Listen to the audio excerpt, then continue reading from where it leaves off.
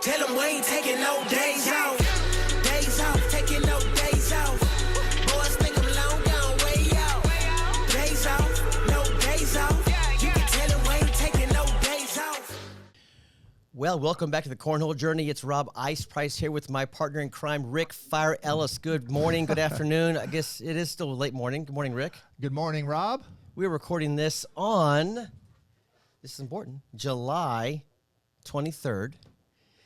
Right before some big events coming up, some real big events coming up. You and I are playing in the TCL Ryder Cup up there in Choctaw, Durant, Oklahoma in a few weeks. That's going to be a big event. That is going to be big, and everybody wants to hear about that, huh? And we may hit on that, but one more little event coming up that be a bit more important. The other big event is our friends in the ACL world.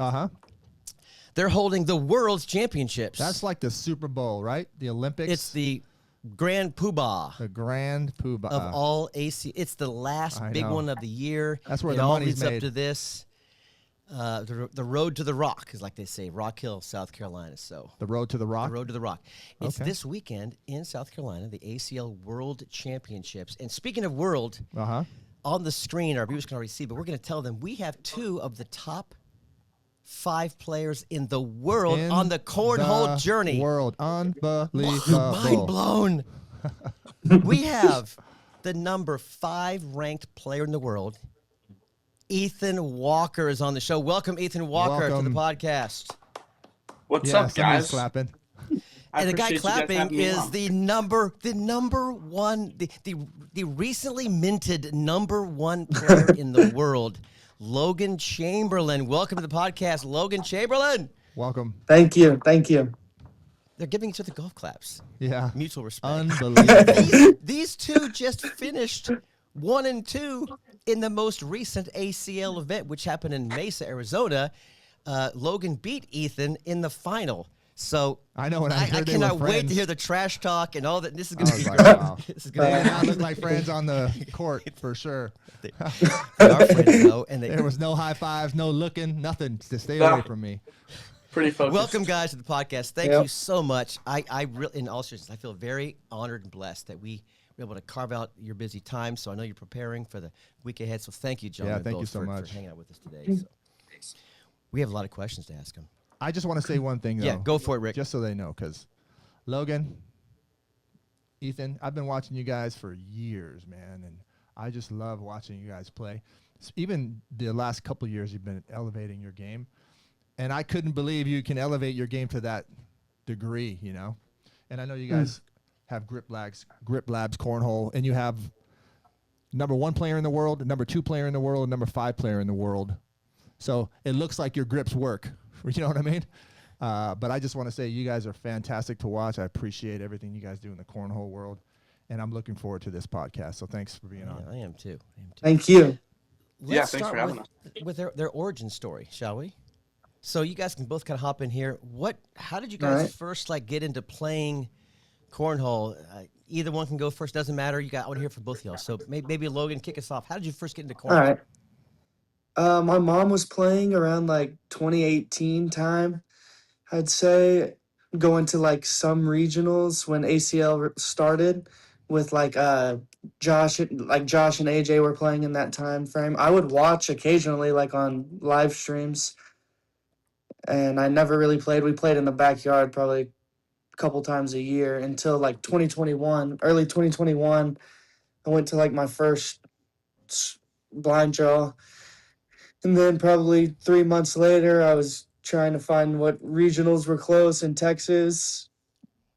8 months after that, I was going to the college championships in Myrtle Beach. And that was January of 2022, if I remember right. Yes, Is that right? yes. So I started going to blind draws around March, April of that year. And then I just dove into it.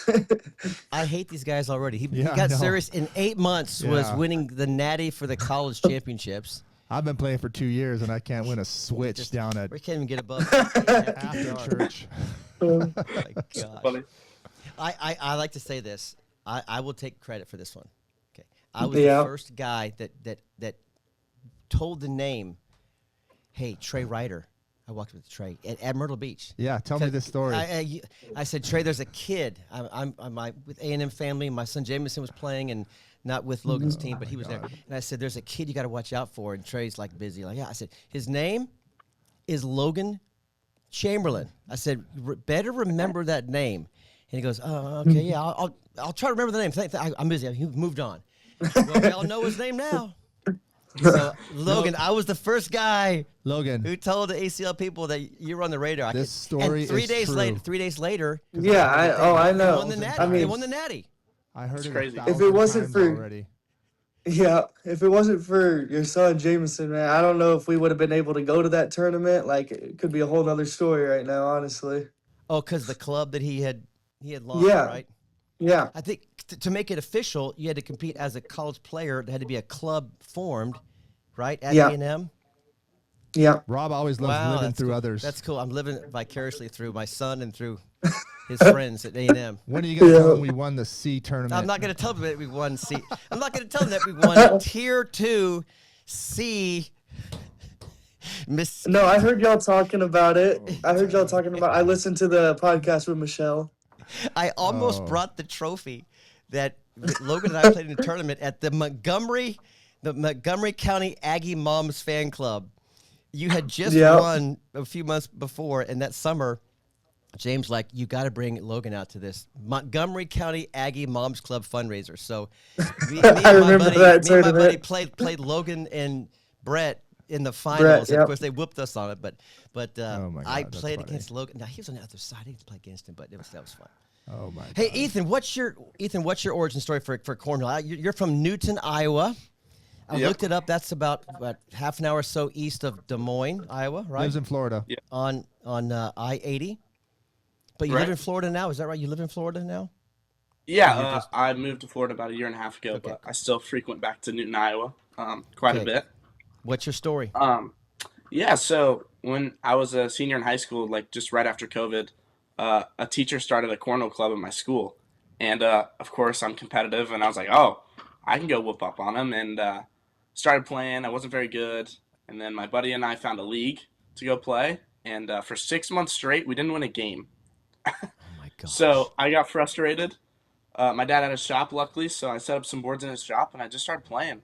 And found some more local tournaments, started traveling a little bit, and just kind of started moving through the ranks.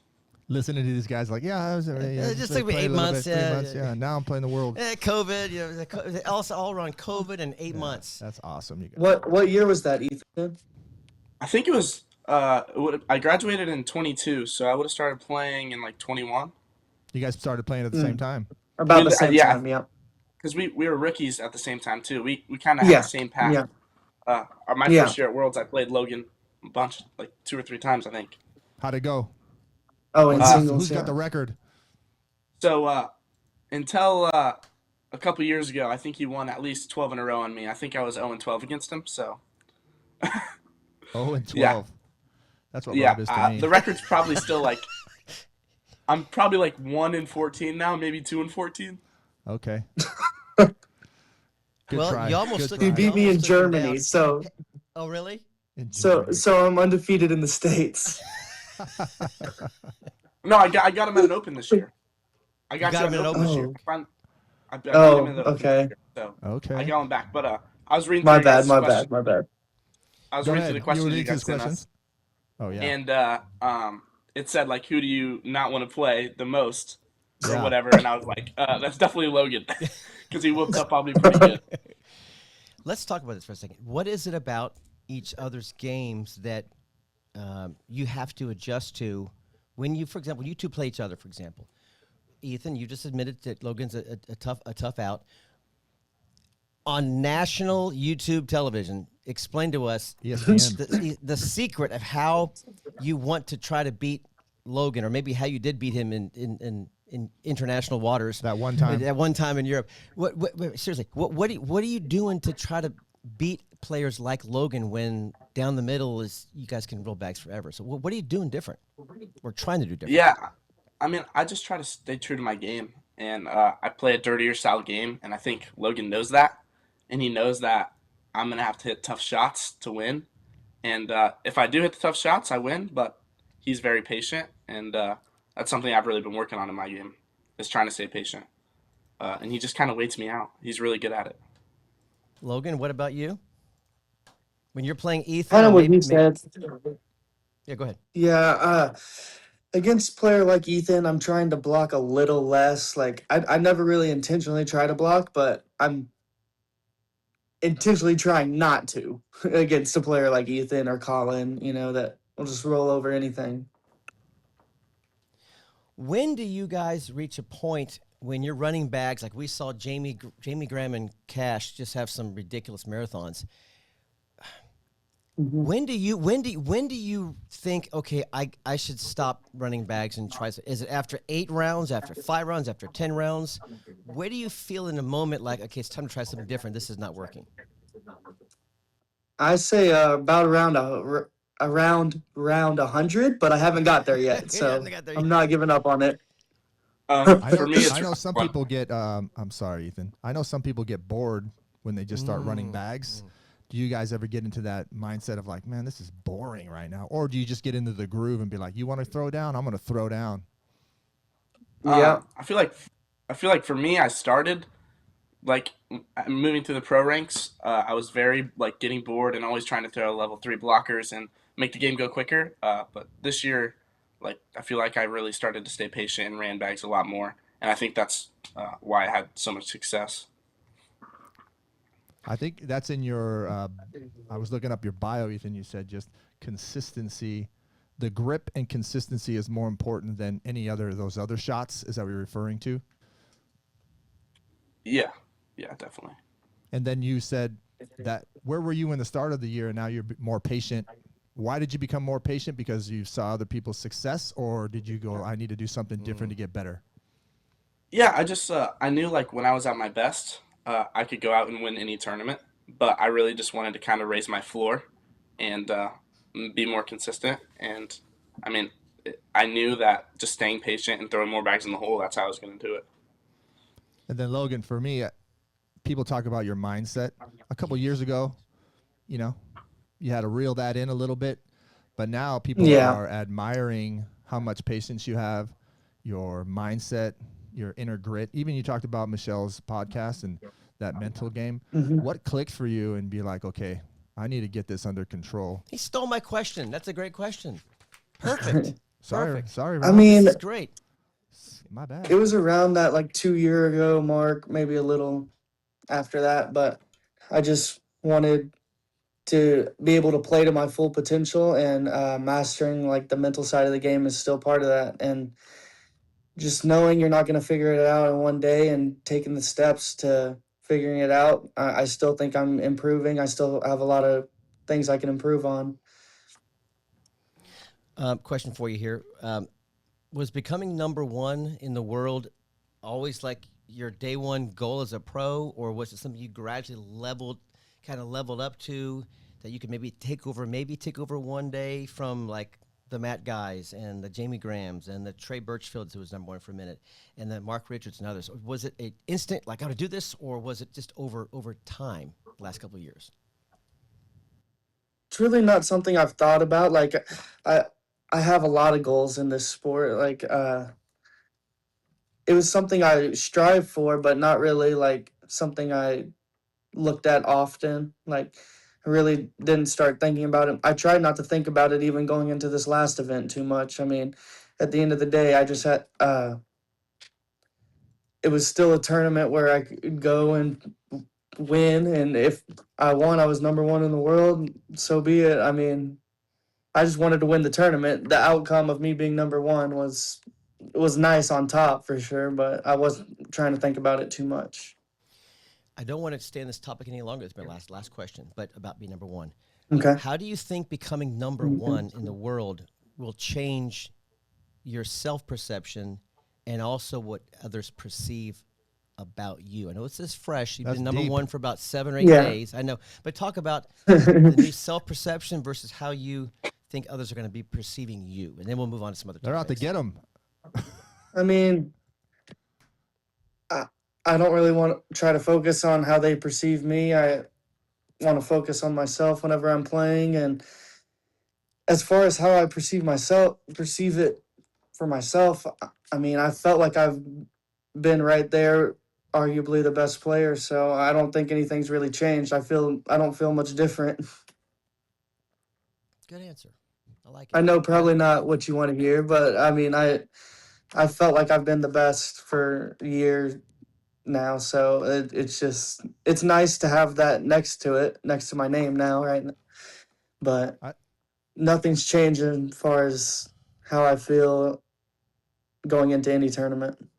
let's ask Ethan the similar question, but it has to do with He's number 5. That's no slouch. instead about number 5, Yeah. connected to number 1. Like when you go up against Logan and you know he's number 1 now, what's your mindset? You know, is there a chip on the shoulder? Are you going to go after him? I know you're going to play your game. You're going to do the best you can, but is there a little bit more behind it now that he's number 1? Because you said you're competitive, and everybody who's competitive wants to be the best.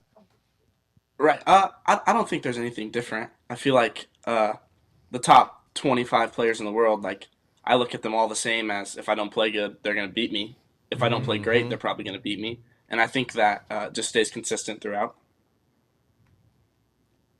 How much of cornhole is mental versus compared to physical? In both of you guys, give us like a percentage and how you guys work on both parts of the game, the physical part and then the mental part. I heard Ryan Windsor just say in a clip this morning, like in his journey, it was almost all like a dog mindset. Like you got to be a fighter, a warrior. It's mostly up here. So I'm curious your input on how you would rate the percentage of mindset versus physical skills. So like earlier, say 3 years ago, I would have told you like 60, like 2/3 it's mental, 1/3 it's physical. But I mean, at this point, I'm 90% focusing on my mental game and less the physical part of it going into every tournament.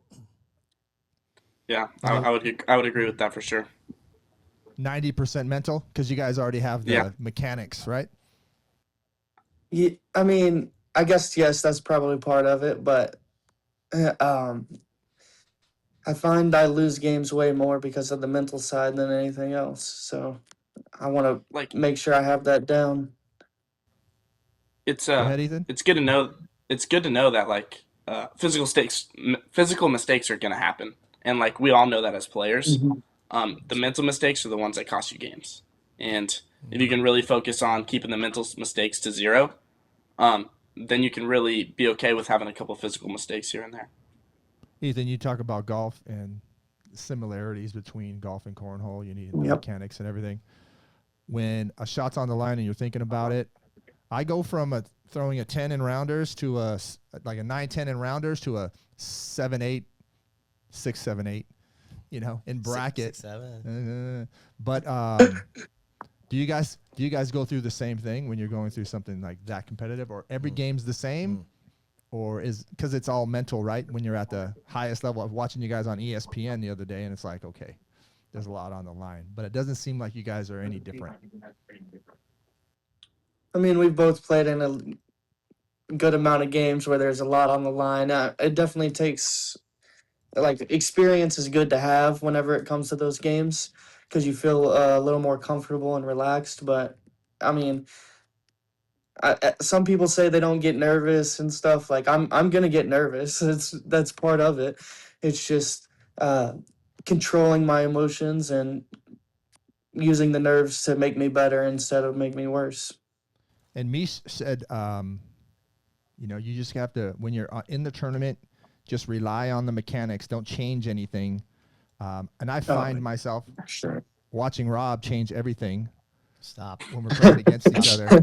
He's like, Always rips on me for this. I should throw higher. I should throw lower. Should I step now? I don't know. How do you guys manage that? Because you guys mentioned you're going to have a couple mistakes. You just take a moment, refocus. Do you just go into mechanics and not even think? How do you reset yourself? I know that's one of the issues for a lot of the players that are coming up, especially myself, is I can't get into that rhythm because my brain keeps taking over. How do you reset that brain?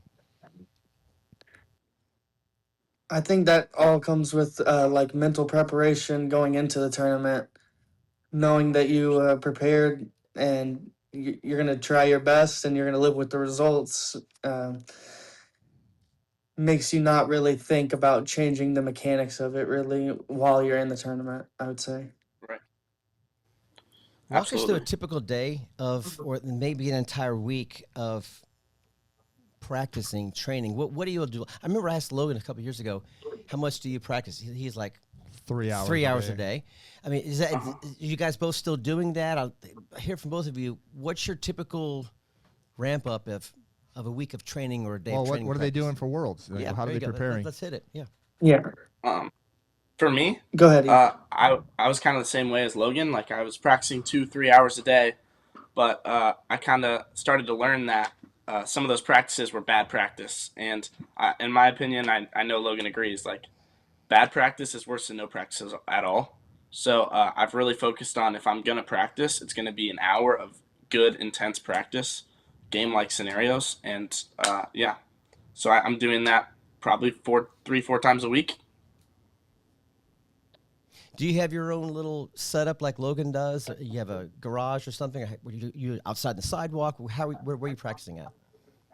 In Iowa, I did. I have a shop, so I've actually been flying back to Iowa the week before every event to throw and practice. But down in Florida, I just throw outside. I just think, I mean, I think it's still the same as long as you're practicing with intensity. You talked about good practice and bad practice. What is the difference? What's a good practice and what's a bad practice? Because I'm probably practicing very bad. That's why I'm not getting any better. What's the difference? Yeah, I talk about it with a lot of our Grip Labs customers and stuff. I think the most important thing is you have a routine going up to the board every time where you are balanced. Make sure you're balanced. Focus on whatever you like to focus on the board. Whenever it's an open board, I usually look at the hole. Whenever there's I'm going for a specific shot, like a cut or a roll, I try to focus on the spot on the board that I'm trying to land on. And then just making sure you're balanced and throwing and doing the same routine every single time. You should be doing that in practice and game whenever you're throwing a cornhole bag. If you want to get good at the game, that's what you have to do. So he's taking sips of water at practice every down and back. He probably has water bottle at every end. Yeah, that's mental. So you talked about Grip Labs. Talk to us about Grip Labs, how it came about. Yeah. You know, how many clients? I'll you let have. Ethan start with Have you that. seen Have you seen the progression of players? You know, are you celebrating their wins as well? And I know you have Colin on it as I'll pull up the website. There you go. yeah. We'll There pull it up the is. website. And I also wanted to know, you talked about the grip. So butterfly grip and then the butterfly claw grip. So did you guys?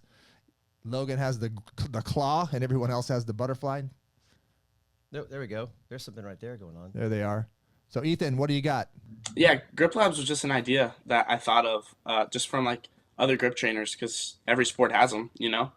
And I kind of went to Logan first, and I was like, "Look, dude, I think we can make something pretty cool out of this." And he agreed, and we both worked pretty hard on it. And then we tried to figure out like who the third person we wanted on the bag was, and Colin just fit perfectly, just his personality and everything. And Yeah. it's been going good. It really has. Um, we haven't maybe seen the full progressions yet because it's still early, and we haven't really hmm started the reoccurring lessons yet. But that's definitely in the future. So for those who have not heard of Grip Labs, you actually take your fingerprint, right? The fingers, and you place them Mimic. on the bag where you throw and release them. And what's cool is that every throw can be a bit different. There's no one right way Yep. to throw a bag, right? Yeah, Yeah. all three of them have a different Yeah. way to throw it. For sure. So yeah, I like to tell people that like it's a way that you can feel different styles of grips and see how they work for you, and then you can form your own type of grip off of it. Everyone's not going to have the same grip. That's okay, but you know these grips have worked for people. Our main thing is I think we both just want to grow the game and get people better. We definitely kind of want to lean into some of the lesson side of things because I feel like we both have a lot of knowledge in the game, and we just want to start with the grip because that's the foundation to every throw. How do we get our hands on a set of these bags? We just go to the website and order them, or is there another Yep. way? Can we access them if we go to an event where you're playing, or how does that work? We're gonna try to have some at Worlds, but yes, the best way would be to go to griplabscornhole.com. We have a one version that comes with a set of 4 and about 10 minutes of videos between me, Ethan, and Colin describing our grip and how the Grip Labs bag is intended to be used. And then there's a option for $25 more. You get a 20-minute consultation with one of us. Well, if you want to get better, you can learn from number This 1, could number really 2, or help number out. 5 in the world. Yep. Just go to Grip Labs. Yeah. I think it works. I think your grips work for sure. What's the feedback you're getting from your early customers in this first year of launch during this initial startup? What kind of thoughts you getting back from people who've actually tried the product? We've had great feedback. We've had a lot of people that say that like it's helped them get a flatter bag pretty quickly, and a lot of people are telling us the consultations are a huge help. I feel like they're simple, but we really get to the point and make sure they have like 1 or 2 things they can work on. And yeah, I feel like the feedback's been great. I feel like Logan probably says the same Logan, thing. what about you? We have some customers that are like around, say, the 6 PPR range where there is some mechanics that they should be working on to fix, and then some around like an 8 PPR range where it is less of the grip, but maybe they want to make sure they're comfortable like doing whatever shot. And I help them with like the mental side of the game as well. So whatever they need to help working on, we work with them. What other pros grips might we soon one day see printed on the bags? Maybe have like season 2, for example. If any. Maybe Well- have some guest grippers on your Guess bags. grips. So we want Well, the maybe kids that's a right question now. for y'all or people that are watching. Like, who do y'all want to see? Who would y'all like to see on a bag? Oh, Yep. wow. That's a good question. Well, Yep. I know one of them, a fellow lefty, Mark Richards. He's Yep. obviously one of the number 1 players in the world. Was still the all-time leading player. For sure, Mark Richards. Just grip. so you know, we have a left-handed version too, so you can feel a left-handed version of me, Ethan, and Colin's grip. Okay. Okay. Just good. mirrored. Thank you. Okay. Mhm. Who should we think of, Rick? Let's give them some ideas. What are some players? Well, I like a certain amount of throws. Like I think JBJ's throw Oh, JBJ is a beautiful. is, you know, He has the smooth. prettiest release. And then Maybe JBJ's. Cash is Yeah. just, his is a little, you know, when I look at it, I'm like, I don't know how he's so accurate with that throw and his He grip. So some is. people might have that grip. I mean, there's just a lot of different variables all over the place, right? Yep. Wittenfeld? Ryan Wiedenfeld. Wiedenfeld? That, Yep. he is smooth. His throw is Oh yeah, smooth. it's him and Justin are 2 of the Yeah. smoothest, I'd say. Yeah, Yep. they are. So, but that, I don't think that's a little bit of the grip and a lot of the throw mechanics, right? Yeah. Yeah. But those would be really good players to mimic because they just look All good. right. Well, we'll keep that in mind. Hey, Yeah. just for funsies, Eric Davis, because the stuff he can do with all the movement. I wonder Oh, how, yeah. how he handles that. We might have to have like 5 sets of fingerprints for all the different shots he has, or something like that. Exactly. Oh, yeah, you're right. Oh, that's funny. Okay, this is a good question. How does one negotiate doing a copy paste of someone else's grip or throw release versus owning your own repeatable grip throw release? You know, it may look funky, but how do you guys negotiate that here's the right way to do it versus, Jim Furyk, for example. Jim Furyk, the golfer, the ugliest golf swing ever, is an amazing top-level golfer for decades, but his swing is impossible to replicate. But you know what? He owned it. So where do y'all fall in that line of owning your own throw versus like copy-paste what the pros are doing? I Go got ahead, this one. I think it's just the grips is more like a foundation. We really don't teach anyone like when we talk about mechanics. We really never try to change anyone's throw completely. I tell people in all my lessons like find the grip that works for you that helps you get it flatter, and then adjust from there what feels comfortable. So I feel like in our lessons we really try to emphasize like we don't want you to throw like us. We just want to help you build the foundation of a solid throw and a flat bag. Yeah, because I really want That's to really mimic, because I want to to own my throw, my grip. I like it. It's comfortable to me. But I also want to be able to throw the bag like Colin does on a roll bag, because his bag looks like it's Yeah. going to roll every time, and it's automatic when I watch his bag. But I still want to control my own grip.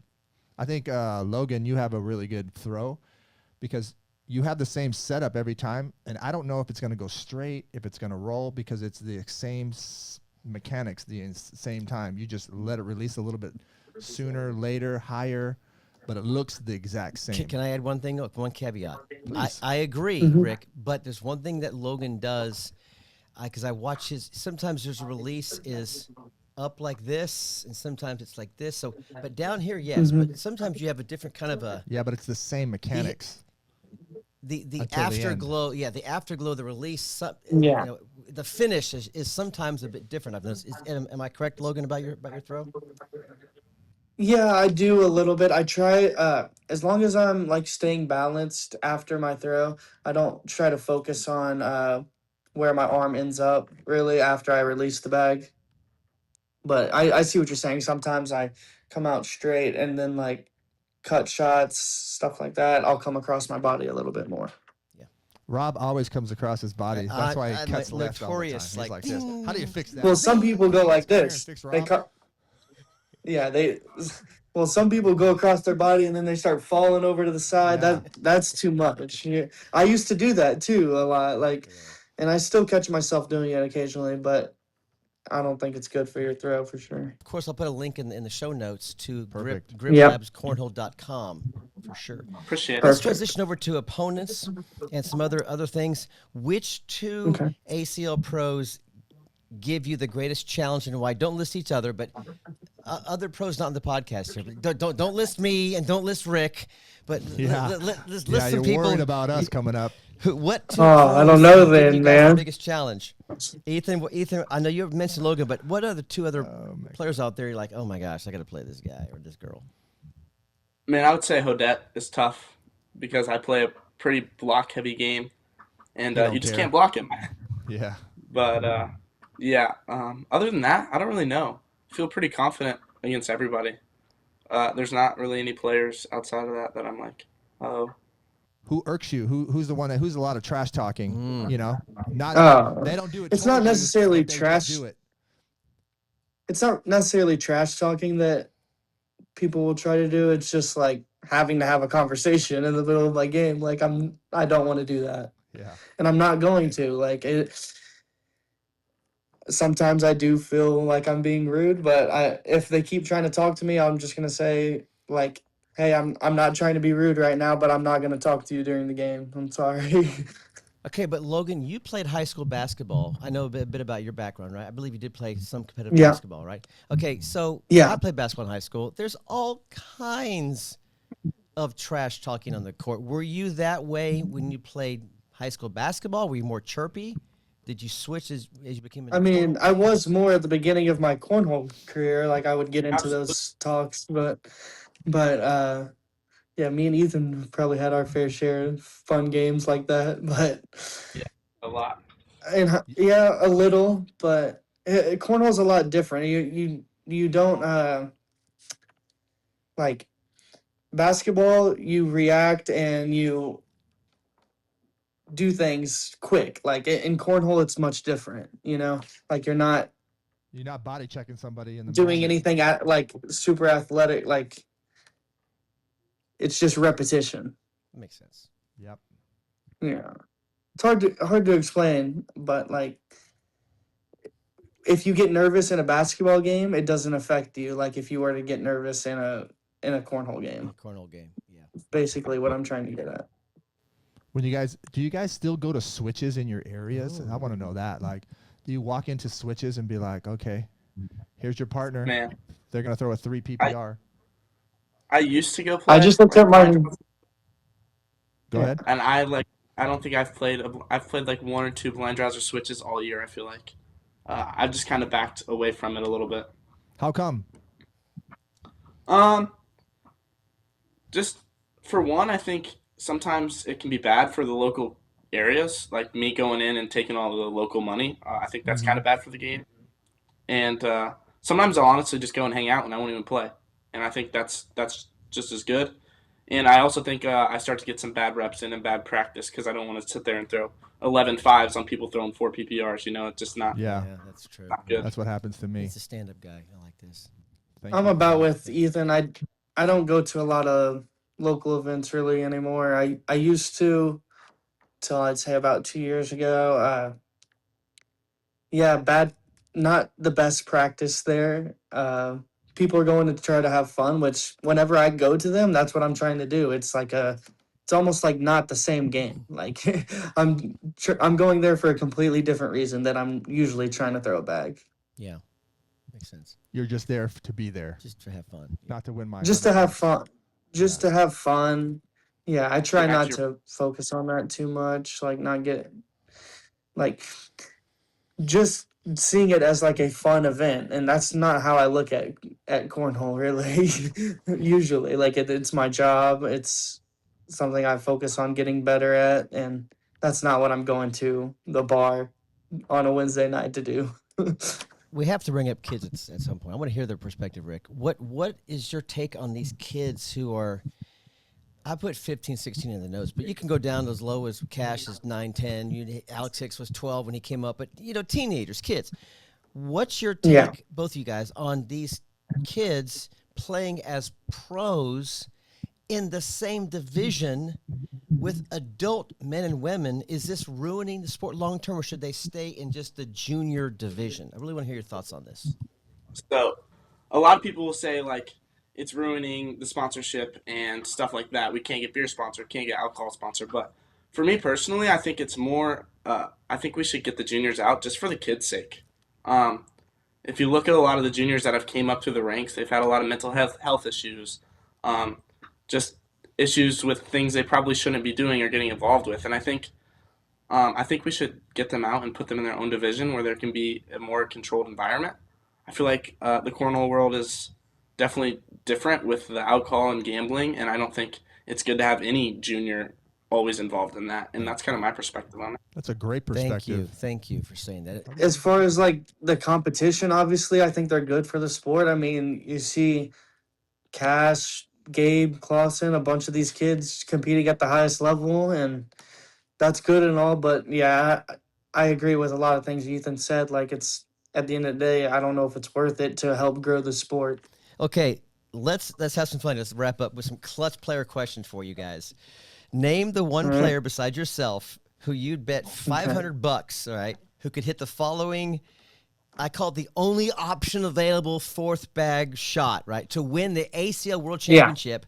Here's one scenario. Ethan, who would you bet $500 on to do this? A perfect level three back block, thereby putting in front of two opponents' bags so they can't, do some kind of massive collect. So, I mean, money's on the line. Level 3, perfect down the middle, double bag back block. Who you got, Ethan? Give me Mark Richards. Okay. I feel like Mark Radical. Richards is in that Okay. back block every single time. He's not missing it. Logan, how about you? I think I would go with someone that throws a slightly slower bag, so you don't get that kickoff as much. Probably Jamie Graham. Jamie Graham. Jamie Graham's been throwing slick side, too, by the way. That's another whole story. But okay, yeah, Jamie Graham has all the shots. Occasionally. Okay, Ethan, next one. Oh, my gosh. You have to roll over two stacked bags that are sitting on level 2, curling just into the right side of the hole, meaning this is not an airmail attempt. You have to barely slide in the right side of the hole, but you have to roll over two stacked bags sitting on level 2 on your last bag of the championship. Who you going to go with? Can I say myself? I said you can say yourself. That's funny he says that because my first thought was Ethan for sure. Oh, really? I would say Colin. Yeah. I thought you'd say Colin. Colin throwback's so good. Yeah, Rob, where do you get these questions at? You're never I going to just do this. in my head. They're just in my head. No, Logan, I like would it. I you like agree with the Colin? in depth. Yeah. Oh, there No, I would go with Yeah. Ethan. I would go with You'd Ethan. go with Ethan. Okay. So you got one vote, Ethan. Yeah. Just took Logan to get you the vote. Yeah, 2 so. votes. He voted for himself. He didn't let him do that. I didn't undo it. Yeah.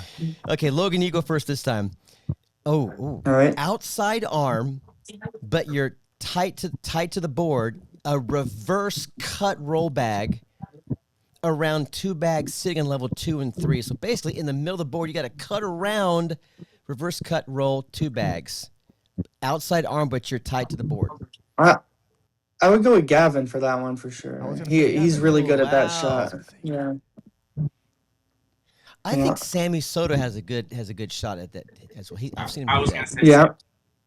You were I going was to say gonna Sammy say Soto? Oh, okay. Yeah. Yeah. Okay, Ethan, you get the first this time.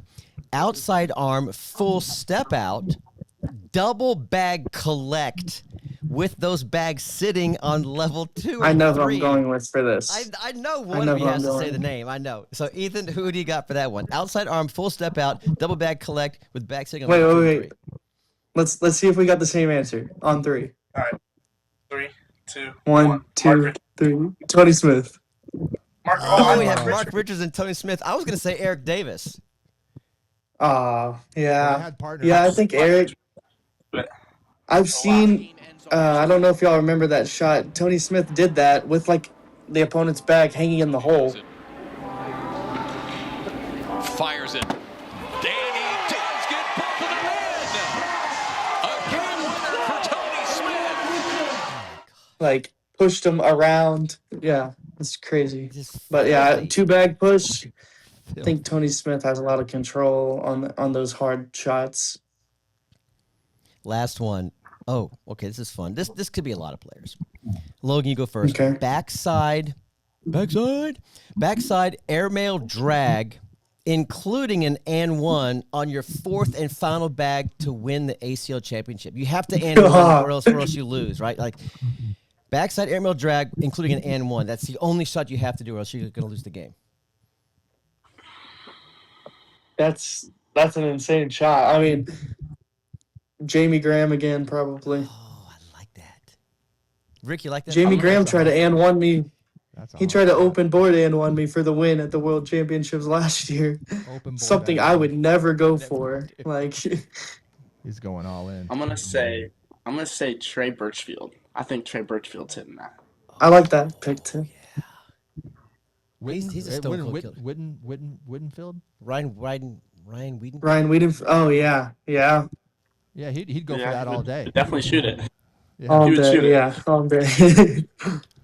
I did have a question. I know That's fine. we've been on, but if No, you you're only good. had- We got. if you only had 30 minutes a day to practice, because some of us only have 30 minutes a day, what would you spend it on? Like, what would you spend that 30 minutes a day on?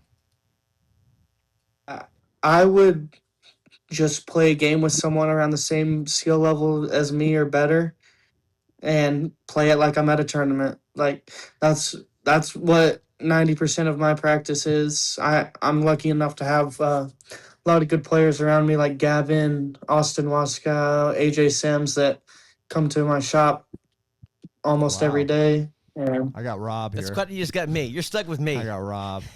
That's quite a crew. well, y'all gotta Just practice call up against some AJ, players better than y'all. Yeah. Call up Cash. Call up Austin. We saw you on Cash a video little posted. further, but yeah. Okay. Gavin. I mean, you made 14 airmails in a row. We were like, oh my God, this guy. Yeah, we saw that. Oh, yeah, I did do that. See, that's when nobody wanted to come to the shop. I had to come up with some fun idea. Yeah. Now I everybody's wanted to going. work on my airmails. Hey, and talk about that. Talk about, you've got this other thing going, bag what's it called? Bag lab. Bag The lab. bag lab. What- Yeah, the bag tell lab. the viewers what It's bag just lab is. right now it's just YouTube channel really, where I go live from my shop and we have practice sessions. It's a little less serious than like our average practice session is. I'm trying to interact with some of the viewers and stuff, but I think everyone who's watched it has loved it, honestly, so far. Likes to be able to interact with us and watch us throw. So, Logan's Yeah, throwing. go check it out on YouTube. He's throwing, then he's walking down, hitting the button to switch the feed so you can see the other board. Then he's throwing again. So It's just right behind me. I don't got multitasking. to do much. Need a Yeah. clicker. Yeah. Need a clicker. Yeah, I do. I could use a clicker, but it's kind of the same thing. If it was in my pocket, I'd probably forget about it more. Okay, last two questions. We've been almost an hour here, Rick. The last two questions. Last two. The final thought questions. Last two. All right. Rick, Once you ask one of those questions, I'll ask the other one. I don't know what the last two are. I have one I wanted to ask. All right. Can we have Get three? three. You got three. Okay. Can we have three? Go. Go. There we go. Wow. Let's do 3. Let's do 3. So you guys are in the mix of top elite cornhole. So you see everything that's going on. You see everything that's going on around you. You have all these ACL events. Where do you see cornhole in 5 years from now? Like, where do you see it in the next 5 years? Okay, I was just gonna say I think cornhole in 5 years is gonna look completely different than it does now. I don't know what that means. I don't know if that's good or if that's bad, but I think it's gonna be completely different than it is right now. Can you elaborate a little bit? Like, what are your thoughts? Like, what does different look like? Just a little glimpse into your different. Yeah, I would say hopefully more pro events, and I think hopefully the pros get separated more from the amateurs, if that makes sense. Well, that's I already think, taken we place really need- now, so yeah. Yeah, but I think it's going to be like a super hyper focus on maybe like You the think top so? 32. I hope so. So, as far as what Ethan's saying about separating the pros from the other players, I think if you look at a lot of other sports, like, you don't have the chance to get to play against some of the top players in the world, you know? Right. So, Rick, whenever you say that it is separated, what do you mean by that? Do you understand? Do you see what, I just like, I'm that only perspective looking- of it? Yeah, I'm only looking at the live feed separation because you guys have to go through all of Okay. you have to go through all of the field to get there. But once you get there, Yeah. there's a separation. Like only the elite get there. Yeah, Maybe there's a but, like- random guy one time, but yeah, in bracket or in rounders, you have to play with everyone.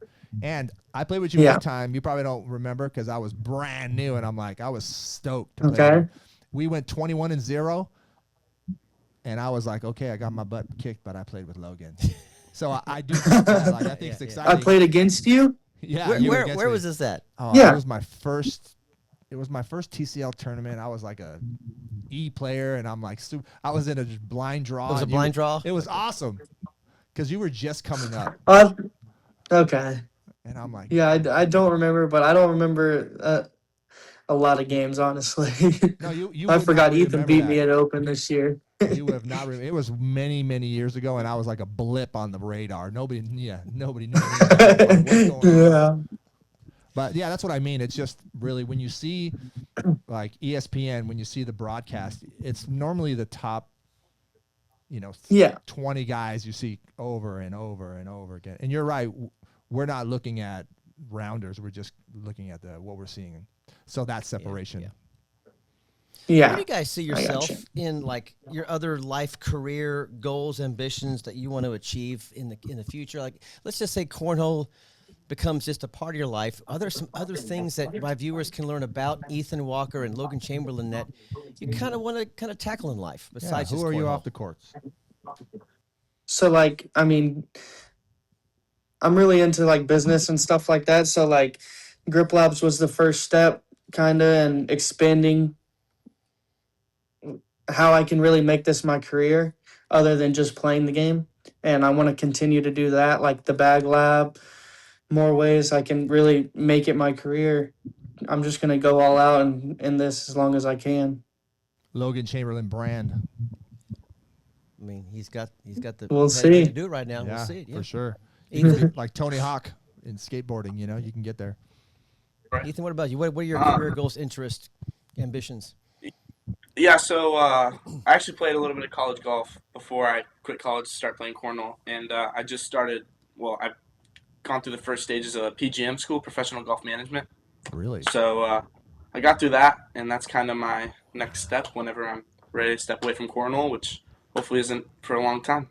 Is that why you're living in Florida now? I know they have a lot of schools that are doing the PGA management. in Florida. I actually did it through the PGA of America online, so Oh, okay.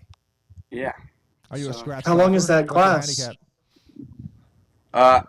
I'm like a plus 1.2 right now. Just That a means little he- bit better than scratch. That means he shoots under par more than he shoots over par. Yes. Rick, for you He's guys, you're a good. big golfer. Thank you, If, Rob. if they say a +1, that means he's actually disgustingly good. Yeah. You know, Yeah. Sam I'm a Houston plus State. 30.